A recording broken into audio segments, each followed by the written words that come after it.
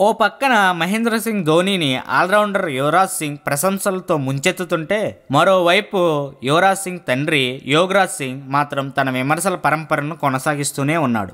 ఆదివారం నుంచి ఇంగ్లాండ్తో ఆరంభం కానున్న పరిమిత ఓవర్ల సిరీస్కు యువరాజ్ సింగ్ ఎంపికైనప్పటికీ యోగరాజ్ మాత్రం అసంతృప్తి వ్యక్తం చేస్తుండడం గమనార్హం. ఓ వార్తా సంస్థతో ఆయన మాట్లాడుతూ, ప్రస్తుతం ధోని కెప్టెన్ కాకపోవడం వల్లే తన తనయుడు యువరాజ్ సింగ్కు భారత్ జట్టులో చోటు దక్కిందని కెప్టెన్ కూల్ను యోగరాజ్ విమర్శించారు. ఇలాంటిది జరుగుతుందని తాను 2 ఏళ్ల క్రితమే ఊహించానని, కానీ అది ఇప్పుడు జరిగిందని ఆయన అన్నారు. గతంలో చాలాసార్లు ధోనీని ప్రత్యక్షంగా పరోక్షంగా విమర్శించిన సంగతి తెలిసింది. ముఖ్యంగా 2015 ప్రపంచ కప్ కోసం భారత్ జట్టులోకి యువరాజును తీసుకోకుండా ధోని అడ్డుకుంటున్నాడని ఆయన ఆరోపించారు కూడా. భారత్ జట్టుకు సెలక్షన్స్ ఎప్పుడు జరిగినా యువరాజ్పై ధోని వైఖరి ఏంటో తెలపాలని యోగరాజ్ ప్రశ్నించాడు. అయితే ధోని ఒక గొప్ప కెప్టెన్ అని, అతని సారథ్యంలో ఆడటం అదృష్టమని, తనతో అసలు విభేదాలే లేవని యువరాజ్ చాలాసార్లు వివరణ ఇస్తుండడం విశేషం.